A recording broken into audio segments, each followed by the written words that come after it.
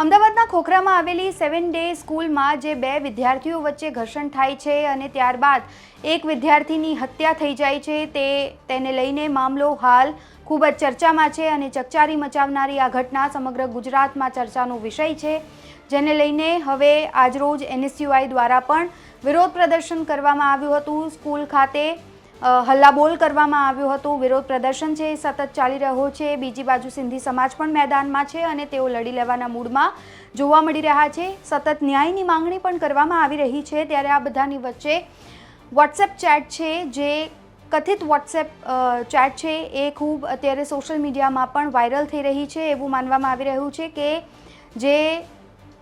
જે વિદ્યાર્થી દ્વારા બીજા અન્ય વિદ્યાર્થીની હત્યા કરવામાં આવી છે તેની આ વોટ્સએપ ચેટ છે, જે અત્યારે સોશિયલ મીડિયામાં ખૂબ જ વાયરલ થઈ રહી છે। 7 ડે શાળાના એક વિદ્યાર્થીએ અન્ય એક વિદ્યાર્થીની છરી મારીને હત્યા કરી નાખી અને આ ઘટના બાદ પોલીસે 15 વર્ષીય સગીર આરોપીની ધરપકડ કરીને તપાસ પણ શરૂ કરી દીધી છે। આ ઘટનાએ શાળાના વાલીઓ, સ્થાનિક લોકો અને શિક્ષણ વિભાગમાં ભારે આક્રોશ અને ચિંતા પણ ઉત્પન્ન કરી દીધી છે।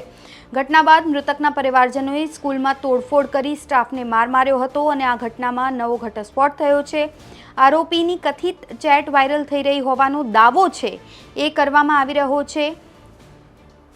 ઇન્સ્ટાગ્રામ ચેટ છે એ વાયરલ થઈ રહી છે, જેમાં બે વ્યક્તિ વચ્ચે વાતચીત થઈ રહી અને એમાં એક વ્યક્તિ બીજાને પૂછી રહ્યું છે કે તે સ્કૂલમાં ચાકુ માર્યું હતું, જેનો સામેની વ્યક્તિ જવાબ આપે છે હા।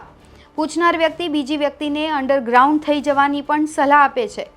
અમદાવાદના ખોખરામાં આવેલી 7 ડે સ્કૂલના બે વિદ્યાર્થીઓ વચ્ચે જે મંગળવારના રોજ સ્કૂલ છૂટવાના સમયે ધક્કામુક્કી થવાથી લઈ સામાન્ય વાતની અદાવતમાં ઝઘડો થયો, જેમાં ધોરણ 9ના વિદ્યાર્થીએ ધોરણ 10ના વિદ્યાર્થી પર હથિયારથી હુમલો કર્યો। ઘાયલ વિદ્યાર્થીએ અંતિમ શ્વાસ બુધવારના રોજ લીધા, તેની અંતિમ યાત્રા પણ નીકળી। ત્યારે આ ઘટના બાદ શાળાની સુરક્ષા વ્યવસ્થા સામે અનેક સવાલો ઊભા થયા છે। શાળામાં ભણતા બે વિદ્યાર્થીઓ વચ્ચેના ઝઘડામાં આટલી ગંભીર ઘટના બનવી એ સમાજ અને શિક્ષણ જગત માટે ખૂબ જ ચિંતાનો વિષય છે અને આ સમગ્ર મામલામાં હવે પોલીસ દ્વારા ઊંડાણપૂર્વક તપાસ હાથ ધરવામાં આવી ચૂકી છે, જેથી ગુનાના મૂળ કારણો શોધી શકવામાં આવે અને ભવિષ્યમાં આવી ઘટનાઓ અટકાવી પણ શકીએ।